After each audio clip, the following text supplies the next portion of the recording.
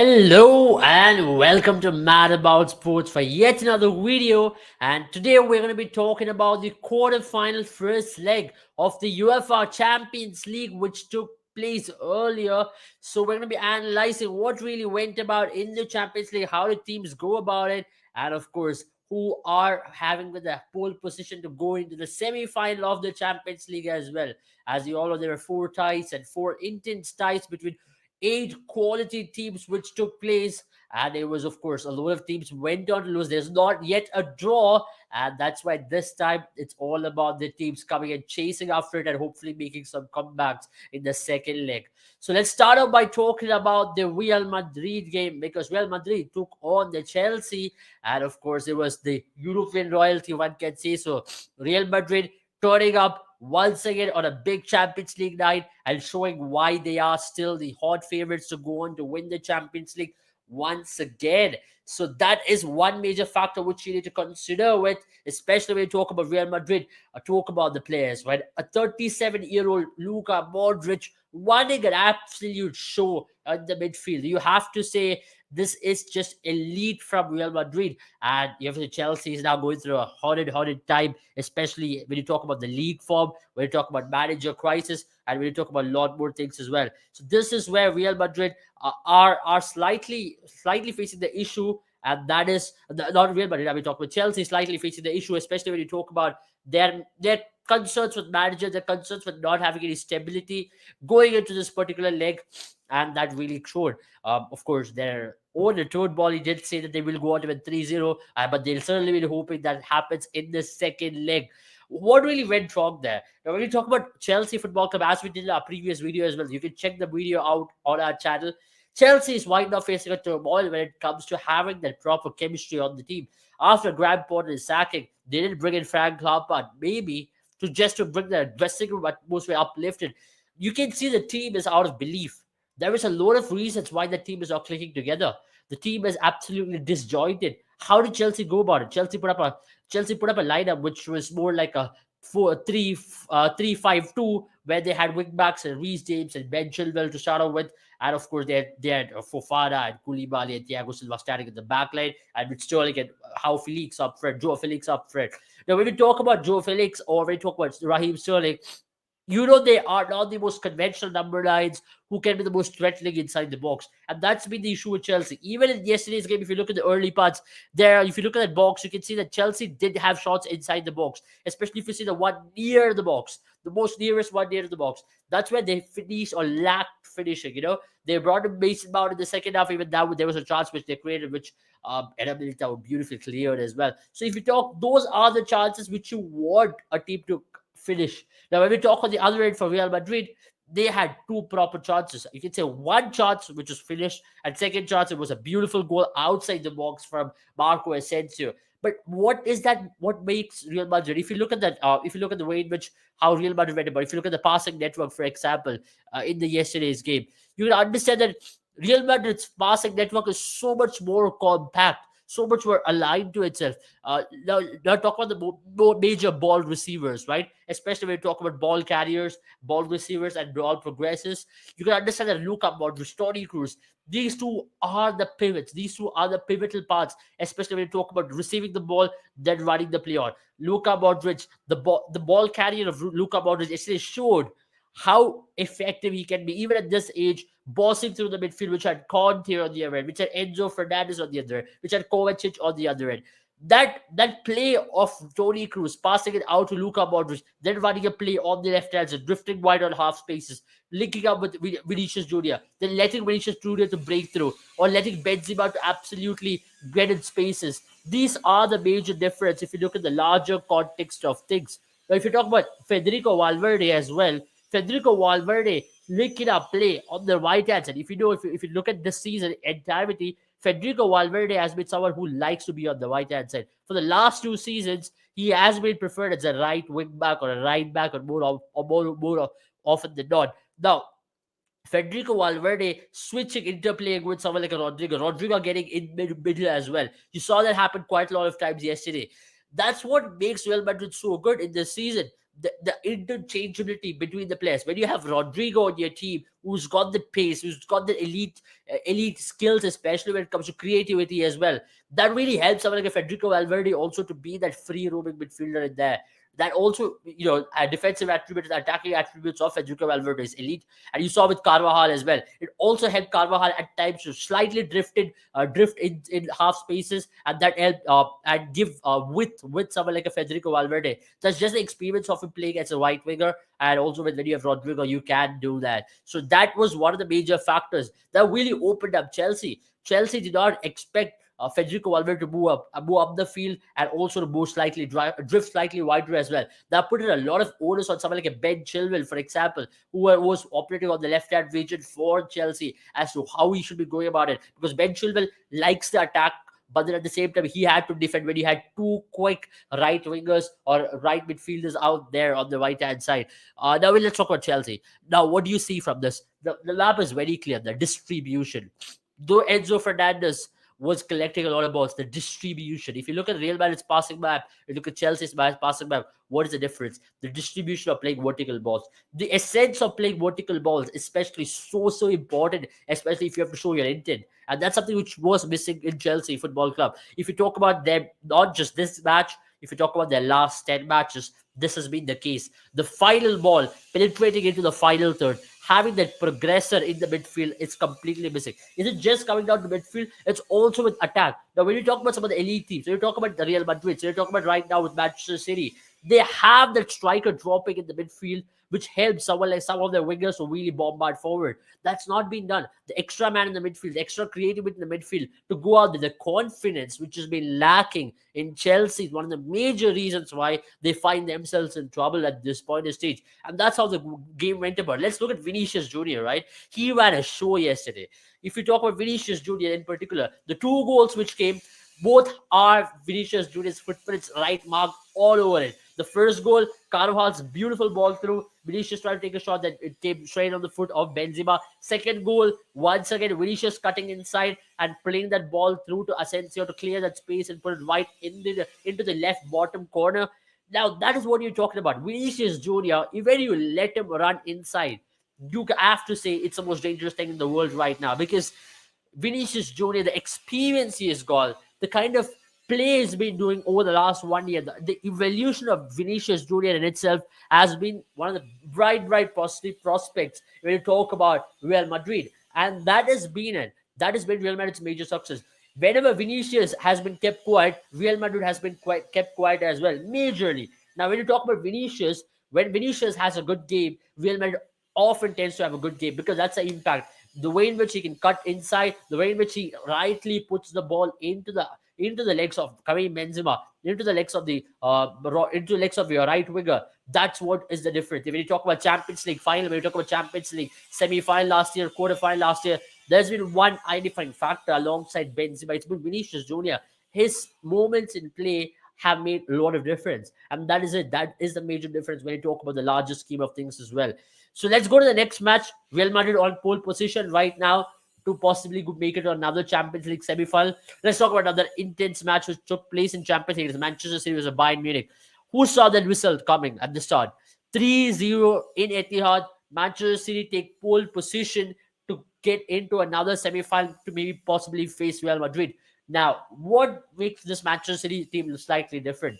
Now, if you talk about the game, it's Pep Guardiola's new system. Pep Guardiola's new system of 3-5-2.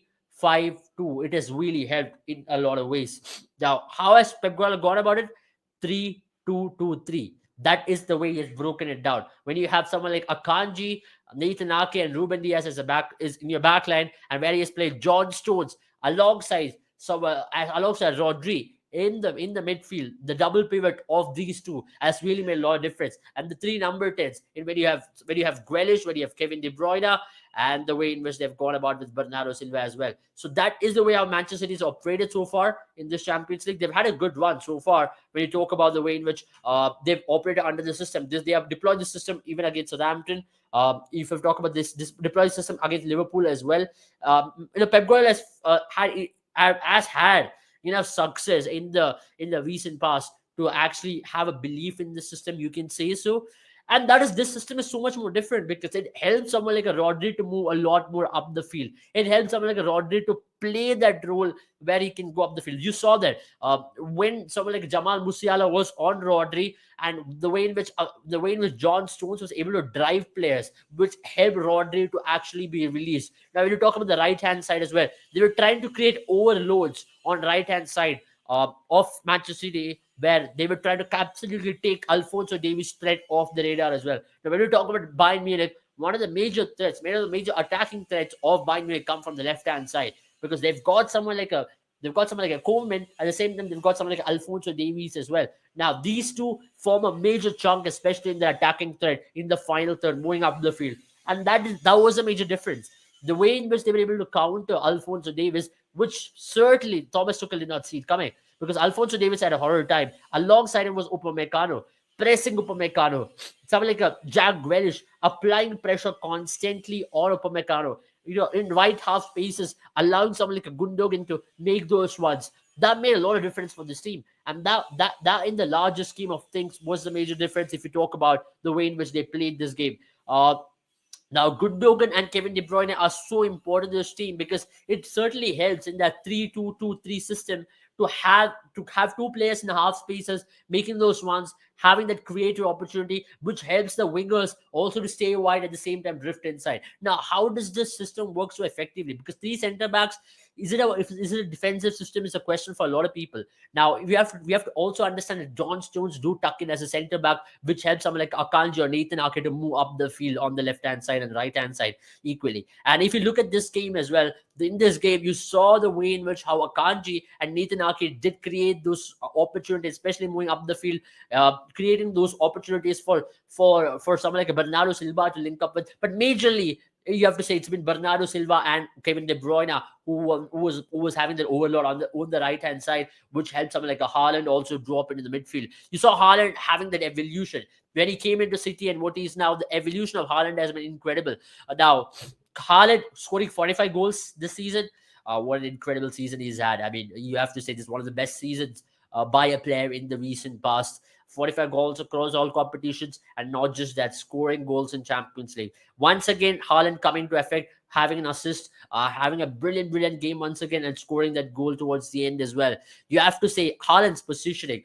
Haaland, when he came into the team, he was just more like a player who was inside the box. City was trying to create chances for him. But now what Haaland has adapted is he's adapted well into Pep's system, dropping deep into midfield whenever need to be, having that opportunity for Grealish and also for someone like Bernardo to make a run forward, being that ball receiver in the midfield at times, especially when there's pressure applied. Haaland is dropping into midfield has certainly helped this team to play more versatile football.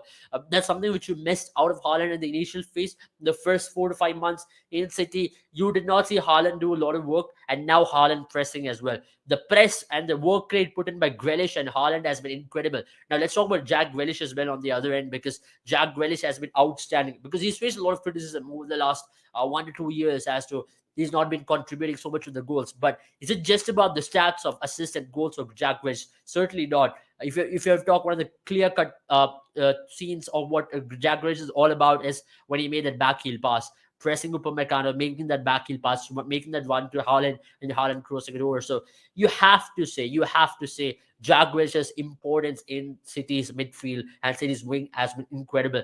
He has been such an astute player in terms of the positioning, in terms of the way in which he knows how to press and triggers, and he's been well modeled into a prep system.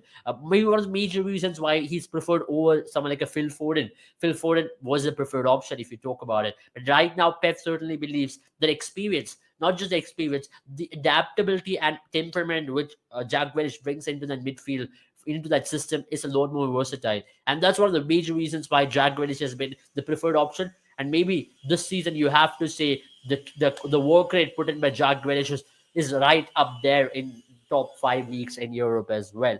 So that's about it from the Manchester City versus Bayern Munich game, because as of now, Manchester City are in pole position to take that game into the semi-final, because there's a lot of things which is happening off the field also at Bayern Munich. As a lot of reports are coming out, Sadio Mane and Leroy Sané did get into a tussle in the dressing room where one of them was punched as well. So a lot of things going right for them. New manager, teammates not certainly happy. So So the Bayern Munich team will have a lot of things to sort out before they feel themselves in the second leg against City next week.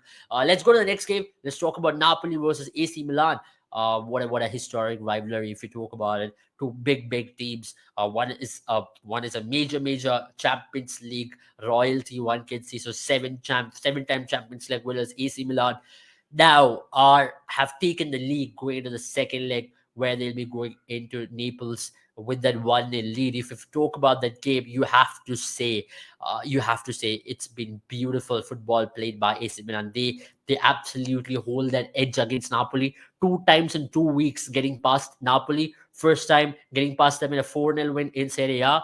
Now coming and getting past Napoli in their own home ground, you can say getting that 1-0 lead has been so important.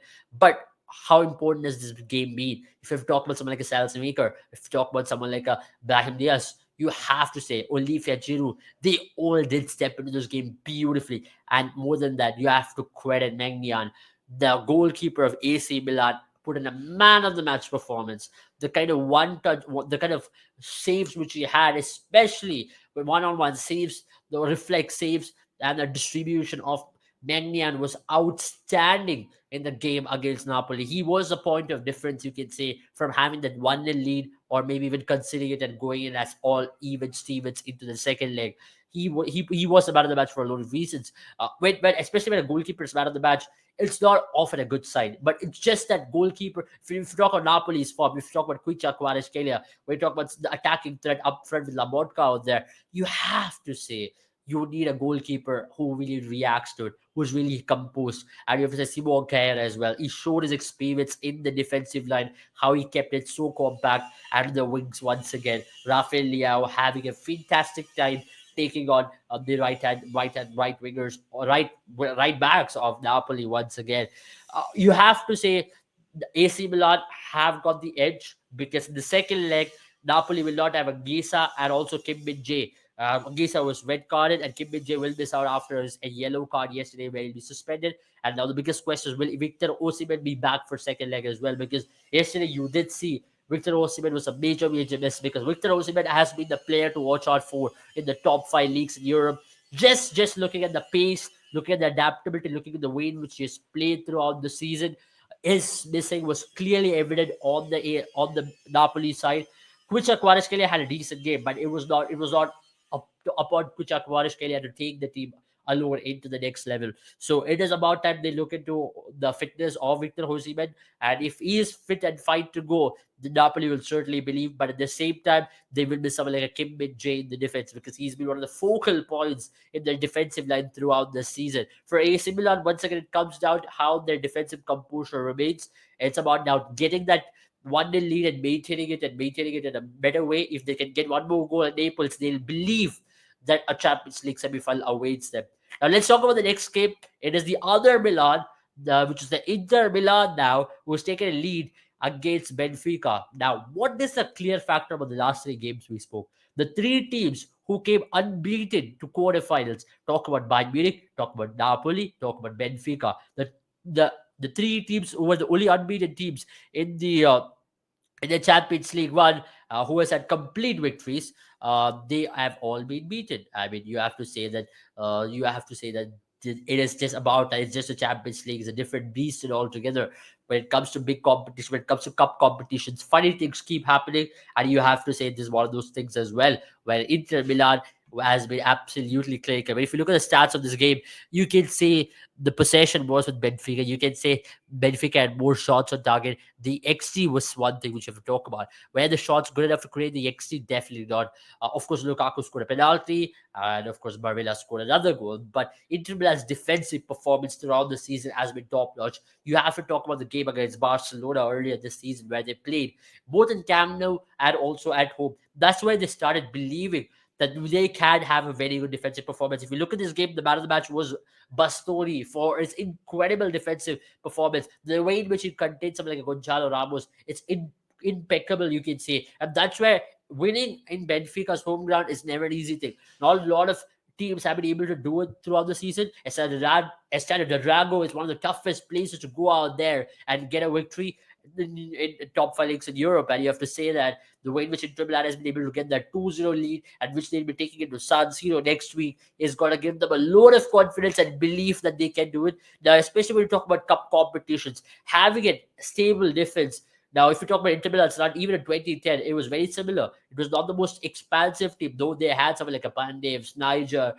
You have to talk about the defensive performance even there, how they were able to be a compact team at the Jose Mourinho in 2010. A very similar run. Not a lot of people gave Inter Milan the chance, though they went on to win the treble in 2010. You have to say this time around, there's been no a lot of chance on Inzaghi as well. But that team under Inzaghi has really put in a defensive shift, and that's what makes him special in cup competitions. In cup competitions, sometimes it's all about maintaining the composure, the defense, getting that 1-0 lead, and maybe defending for your lives. And that's something which, a lot of Italian teams likes to do it over the years, and now Inter Milan will be doing it as well. Now, what are the chances of a Milan derby happening in the Champions League semi-final? It's going to be historic because it's been a while since these two teams came to the top four of the Champions League, and finally we're going to see these two teams take place. If everything goes well, it could be AC Milan versus Inter Milan in the Champions League semi-final. That's going to be an interesting contest, because on the other end, the winner of Manchester City versus Bayern Munich will face Real Madrid or Chelsea. So that's how the tie is decided. And one of them can also make it to the Champions League final. Now, how long has it been since AC Milan made it to the final? It's been close to 16 years since AC Milan made it to made it to the final, and it's been close to 13 years since Inter Milan made it to the final of the Champions League as well. But on the other end, Napoli will be still believing that come the Naples game on the next week, the crowd of Naples will be behind Napoli. We've seen that already, how vocal it is to play and how tough it can be for the opposition teams to play in Naples. You saw teams like Liverpool struggle there earlier this season. Teams like Ajax getting absolutely tormented there. But AC Milan will take a lot of confidence. AC Milan will believe that their 4-0 win in Naples last week is something which is destined, which will give them a lot of confidence going into that game. And once again, if Napoli is going to open up from the backside, especially with no Kim Min-jae, with no Angeza, they will believe that they will have a chance to counter, maybe score a goal earlier up front, put Napoli in the backseat, and see how they go about. When you talk about Benfica on the other end, you have to say Benfica will have to bring their absolute A game against the defense of Inter Milan. Inter Milan's defense has been extremely compact. We talk about De Vrij, we talk about Skriniar, we talk about Bastoni. These guys have been on top notch form, and up front with Brozovic giving the playing the screeners wrong rule out there, screeners rule out there. You have to say he's done a phenomenal job, and that's where Inter Milan will believe they have one step already in the semi-final of the Champions League. Now, the semi-final lineups are almost there. You have to say the favorites to go to semi-final are Manchester City, Real Madrid, Inter Milan, and AC Milan, considering a lot of outside factors as well at this point. Availability of players, dressing room atmosphere, and a lot more other things. So you have to say this is going to be an interesting semi-final lineup if things go well, but you never know with Champions League. Funny things keep happening in Champions League, comebacks, and a lot more. Especially for Chelsea, they'll be hoping that Todd Bowley's prediction of 3-0 comes true in their home ground in Stamford Bridge, and they want Stamford Bridge to be loud because they want Stamford Bridge to be an absolute best for them to turn out that particular tie against Real Madrid. And now at this point, they want goal scorers as well. People to step up, put their hand up, and say, "We can do a job for your team." Because last time I remember when Chelsea played Real Madrid in Santiago Bernabeu, they were 2-0 down after losing out in Stamford Bridge. They did make a comeback, but if not for that Modric's wonder ball to Rodrigo, this could have been Chelsea would have gone through into the semi-final of the Champions League. So it's a very similar thing to what happened last year, but it's yet different because Real Madrid are still cooking pretty well as a team, you can see. So thank you for watching our video, guys. I hope you enjoyed our analysis on Champions League Leg 1 of the quarterfinal. We will be coming back after the quarterfinal Leg 2 to bring you some interesting updates on what really happened and how to look into the semi-final, hopefully with some comeback news and for some of the most excellent Champions League nights which await us. If you did like this video, do share and subscribe to our channel, and also follow our Instagram page for all the latest sporting news across the world. Take care and have a good time, all of you.